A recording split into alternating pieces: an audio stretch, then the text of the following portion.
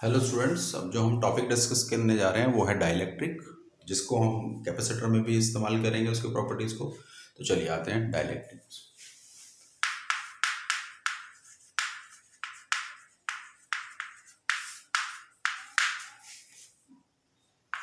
पहले हम डेफिनेशन की बात करेंगे। These are the substance which does not have the any free charge for the conduction. ये एक तरीके के इंसुलेटर्स हैं और इंसुलेटर्स को हम डाइलेक्ट्रिक बोल रहे हैं। तो these are the substance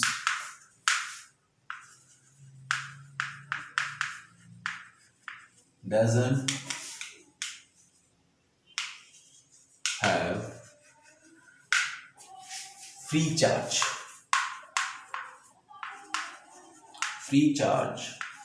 for conduction। और दूसरी में ये कहते हैं these are insulator.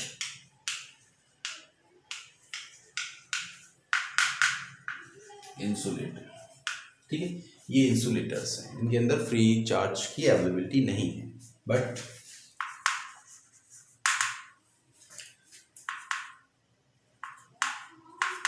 these have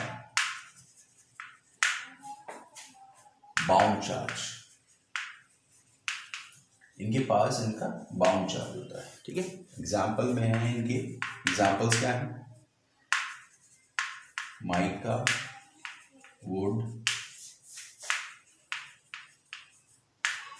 glass.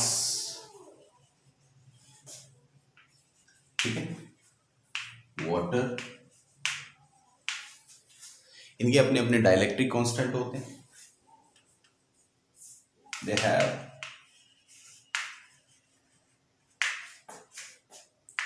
different dielectric constant denoted by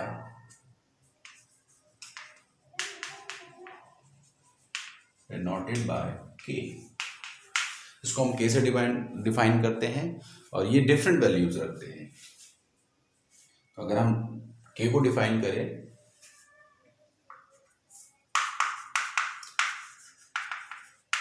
it is a property of dielectric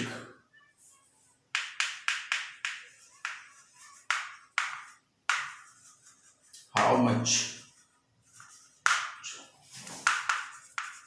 bound charge available in insulator और डाइलेक्ट्रिक।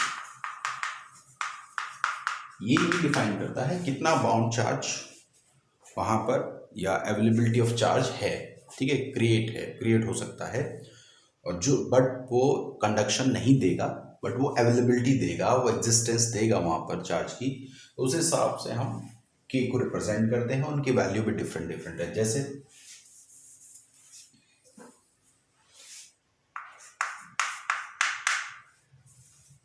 ये आपका सब्सटेंस हो गया, ये कांस्टेंट हो गया। तो जैसे हमने कहा एयर के लिए के की वैल्यू 1.000 समथिंग 65 के आसपास।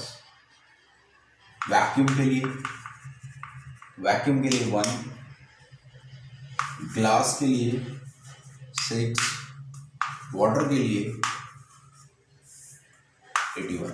इस तरीके से अलग अलग ये बेसिकली मैंने कुछ इंपॉर्टेंस थी याद रही वो लिख दिए, बट रट्टे की जरूरत नहीं है। ये अलग अलग सब्सटेंस के लिए उस हिसाब से एग्जिस्ट करती है। क्लियर? चलिए,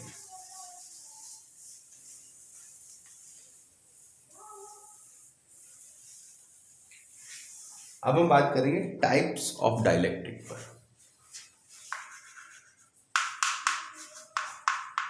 टाइप्स ऑफ डाइलेक्ट्रिक, देखिए इसको हम 2 कैटेगरी में कैटेगराइज करते हैं। फर्स्ट टाइप है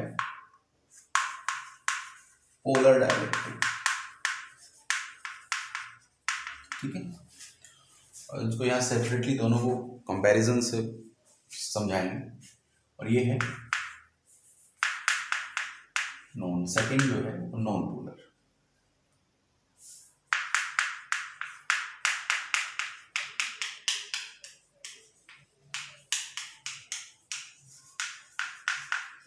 नॉन पोलर डाइलेक्ट्रिक। तो देखिए पोलर और नॉन पोलर में क्या बेसिक डिफरेंस है। जो पोलर डाइलेक्ट्रिक्स होते हैं उन डाइलेक्ट्रिक्स के जो इंडिविजुअल एटम्स हैं उनका अपना जो डाइपोल नेट डाइपोल मोमेंट है, सॉरी जो इंडिविजुअल एटम्स हैं उनके उनका जो डाइपोल मोमेंट है वो जीरो होता है। तो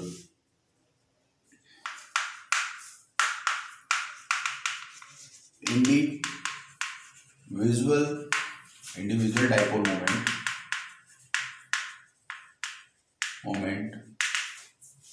of individual dipole moment of atom of polar dielectric, individual dipole moment of atom of polar dielectric is does not zero। यानी कि जो पोलर डाइलेक्ट्रिक्स हैं उनके जो इंडिविजुअल एटम्स हैं उनका जो डाइपोल मोमेंट है वो जीरो नहीं होता है। शायद मैं रिवर्स बोल गया था but sorry for this, but individual जो एटम है पोलर डाइलेक्ट्रिक्स में उनका जो इंडिविजुअल डाइपोल मोमेंट है वो जीरो नहीं होता है। इट मीन्स दूसरी चीज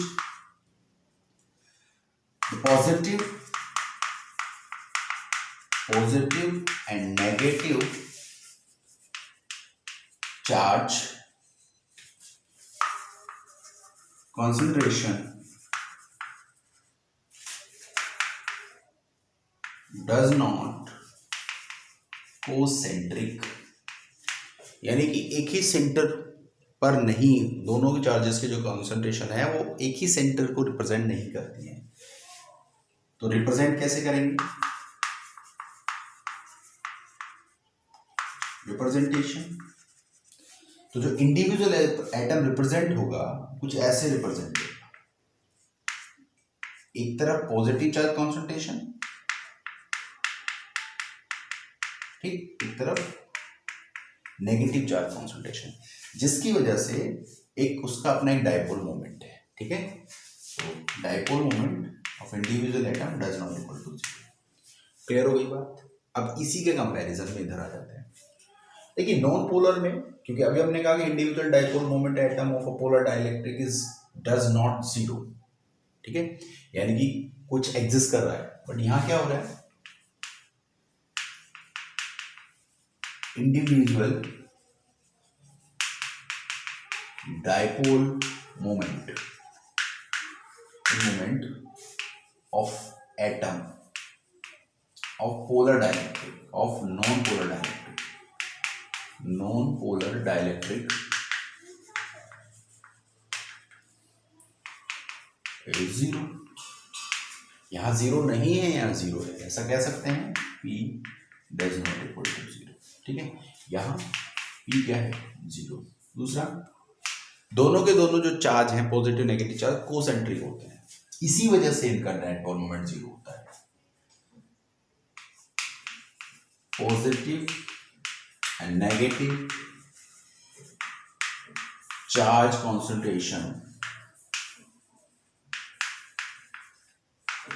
concentration positive and negative charge concentration is cocentric, यानी कि जो पॉजिटिव नेगेटिव चार्ज कॉन्सेंट्रेशन है वो क्या है, वो कोसेंट्रिक है। रिप्रेजेंट कैसे करते हैं एटम को,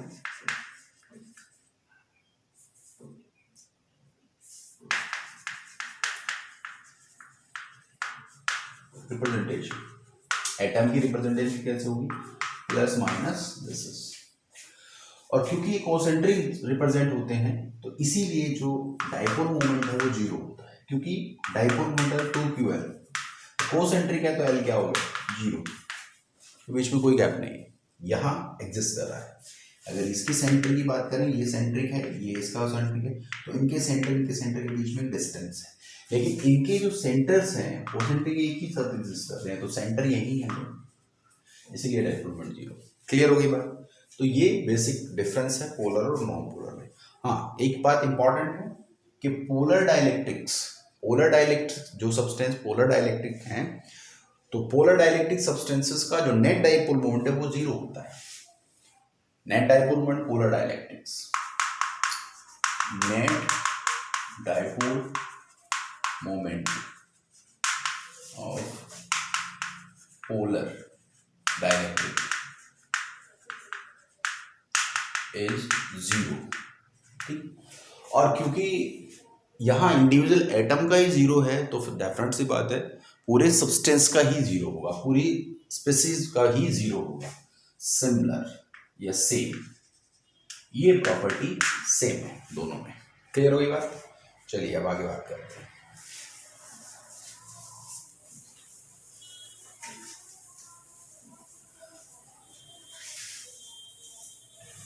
अब हम पढ़ेंगे इफेक्ट। किसका इफेक्ट? इलेक्ट्रिक फील्ड का effect on dielectric. Effect of electric field on dielectric.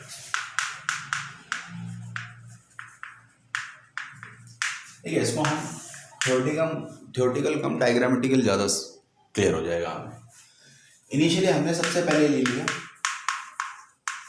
Polar dielectric, कि भाई पोलर डाइलेक्ट्रिक पे कैसे इलेक्ट्रिक फील्ड का इफेक्ट है। तो हमने इनिशियली कहा कि इलेक्ट्रिक फील्ड जीरो है, वहां पर इलेक्ट्रिक फील्ड प्रेजेंट नहीं है। तो डाइलेक्ट्रिक, पोलर डाइलेक्ट्रिक्स हैं वो, उनके जो एटम्स है कुछ किस तरीके से,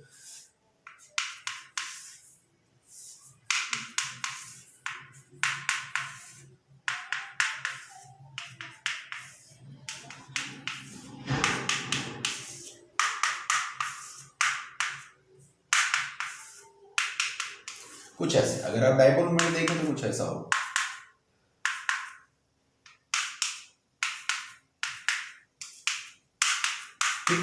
तो ऑलमोस्ट इनका नेट डाइपोल मोमेंट क्या है, वो जीरो है, क्योंकि इंडिविजुअल एटम का डाइपोल मोमेंट तो एग्जिस्ट करता है बट अपोजिटली है, अपोजिट है। तो नेट डाइपोल मोमेंट क्या हो गया, जीरो। ठीक है, पी नेट। अब अगर हम इनको इलेक्ट्रिक फील्ड की प्रेजेंस में रखें तो ई हमने कह दिया does not equal to zero, इसका मतलब जीरो नहीं है, इसका मतलब कोई ना कोई इलेक्ट्रिक फील्ड है।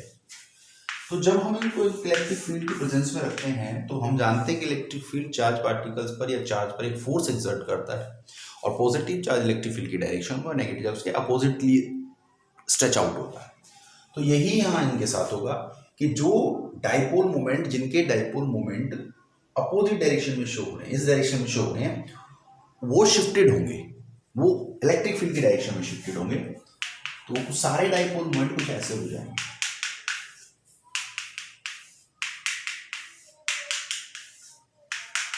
क्लियर, इस तरीके से शिफ्टेड हो जाएंगे। तो ये एक नेट डाइपोल मोमेंट आपको दिखाई देगा in direction of electric field, P net does not equal to zero. Clear?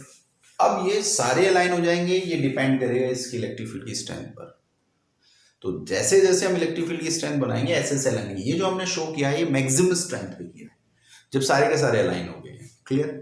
चलिए, और ये फिनोमिना पोलराइजेशन कहलाता है, इसको हम अलग से डिस्कस करेंगे। अभी फिलहाल हम पोलर डाइलेक्ट्रिक्स के पोलराइज होने के फिनोमिना को बता रहे हैं। तो यानी कि जब हम इफेक्ट बता रहे हैं कि इलेक्ट्रिक फील्ड का क्या इफेक्ट है, तो क्या हुआ इलेक्ट्रिक फील्ड का इफेक्ट, इलेक्ट्रिक फील्ड के इफेक्ट से ये हुआ जहां नेट डाइपोल मोमेंट जीरो था अब वो जीरो नहीं है, यानी कि एक नेट डाइपोल मोमेंट उसके अंदर एग्जिस्ट करता है। ठीक है, प्रोड्यूस हो गया है। क्लियर? चलिए, ये अगर नॉन पोलर के लिए कहा जाए,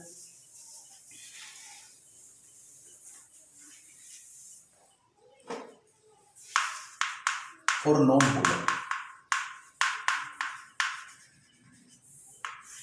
पोलर, तो देखिए नॉन पोलर के लिए क्या है,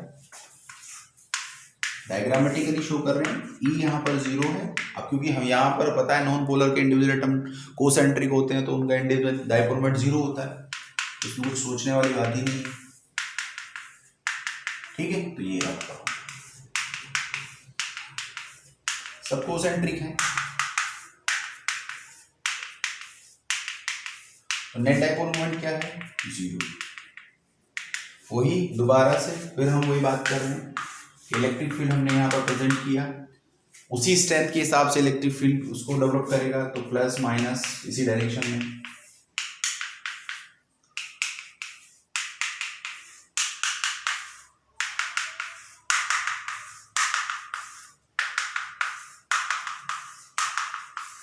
यानी कि इसका अपना भी एक डाइपोल मोमेंट एग्जिस्ट कर रहा है,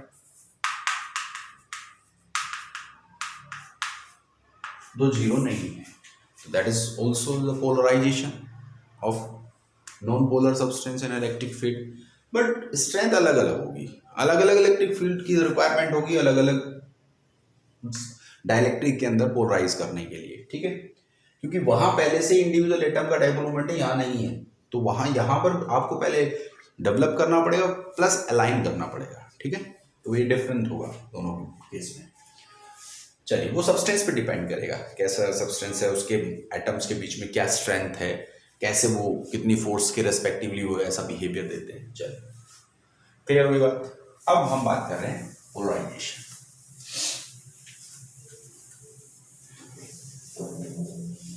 polarisation of dielectric, polarisation of dielectric.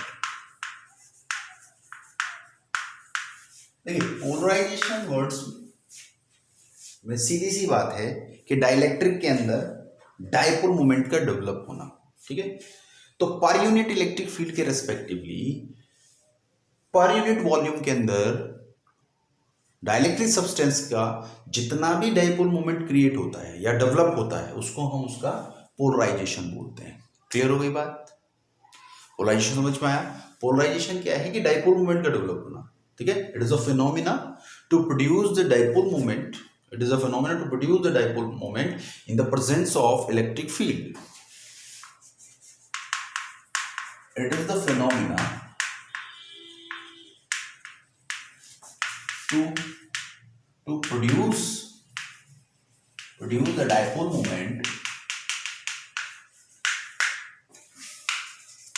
moment in presence of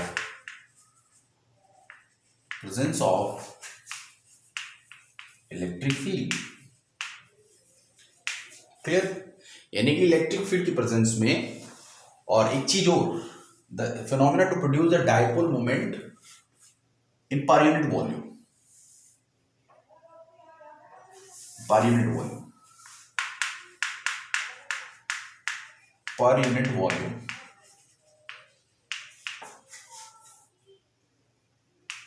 in presence of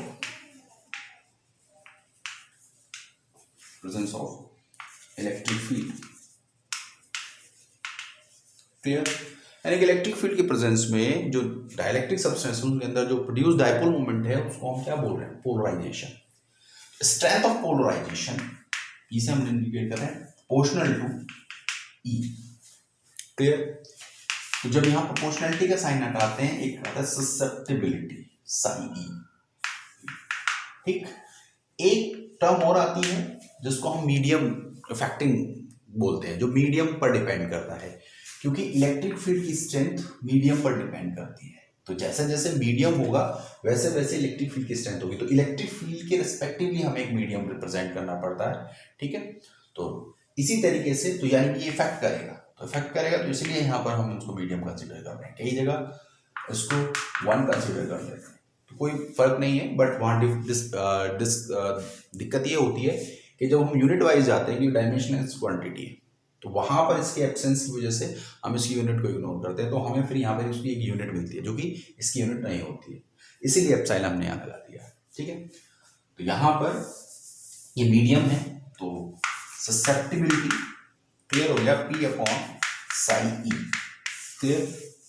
तो ससेप्टिबिलिटी क्या है? एक तरीके से एक प्रॉपर्टी है, it is a property of the dielectric, it is a property of dielectric which explain या which represent the polarization of dielectric in per unit volume with respect to the electric field, with respect to the unit electric field in any medium। किसी भी medium में per unit electric field के respectively dielectric के अंदर जो dipole moment develop हुआ है पर यूनिट वॉल्यूम में, that is called susceptibility. Clear हो गई बात? ठीक है, तो उसको हम कैसे लिखेंगे? It is the property of dielectric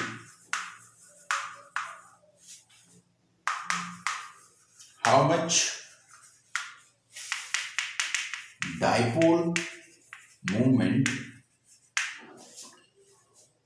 of per unit volume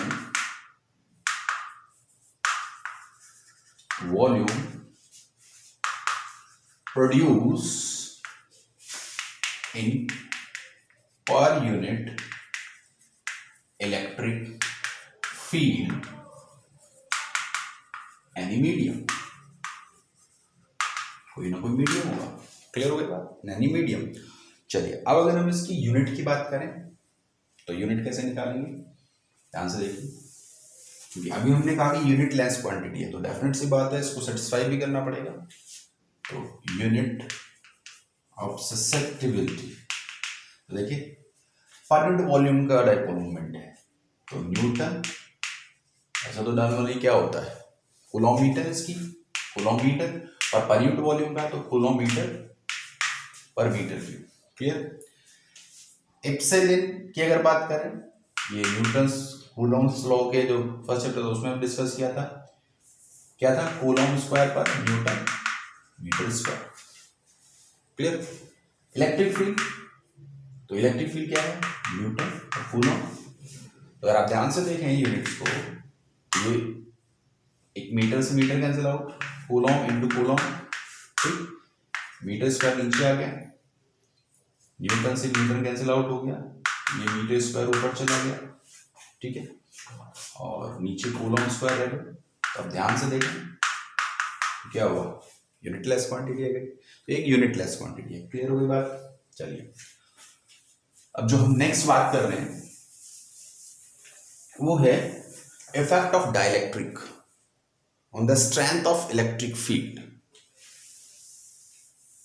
dielectric का इफेक्ट देख रहे हैं इलेक्ट्रिक फील्ड की स्ट्रेंथ, जो कि कैपेसिटर के केस में हमें यूज करना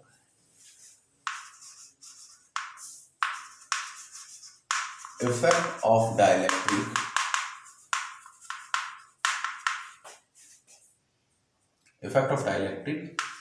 on electric field. Electric field पे डाइलेक्ट्रिक का क्या इफेक्ट है? अगर कहीं कोई इलेक्ट्रिक फील्ड है तो उसमें अगर हम डाइलेक्ट्रिक प्लेस करें तो क्या इफेक्ट है? तो देखिए हमने क्या किया है, यहां पर कोई इलेक्ट्रिक फील्ड कंसीडर कर लिया,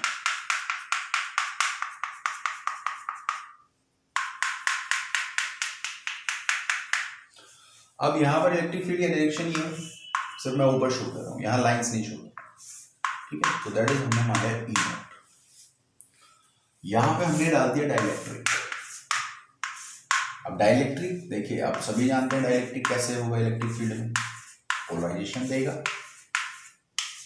सब इसी तरीके से लाइन हो जाएंगे, ठीक, ये नेगेटिव पॉजिटिव नेगेटिव पॉजिटिव,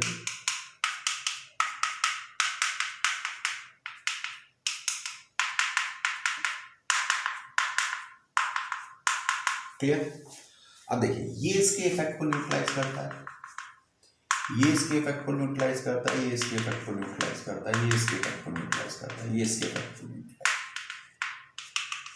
ठीक है, तो इस तरीके से एक दूसरे के इफेक्ट को न्यूट्रलाइज कर रहे हैं। तो यानी कि हम इनको यहाँ से हटा दें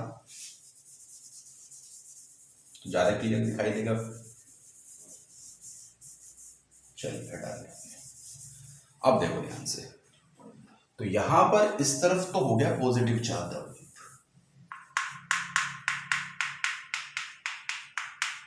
ठीक, और यहां हो गया नेगेटिव चार्ज। डेवलप क्या पहले से था, बट इनका इफेक्ट है जिसकी वजह से एक इलेक्ट्रिक फील्ड इसमें डेवलप हो जाता है, जिसको हम बोलते हैं electric field due to the polarisation, ठीक है। तो अगर हम नेट इलेक्ट्रिक फील्ड लिखें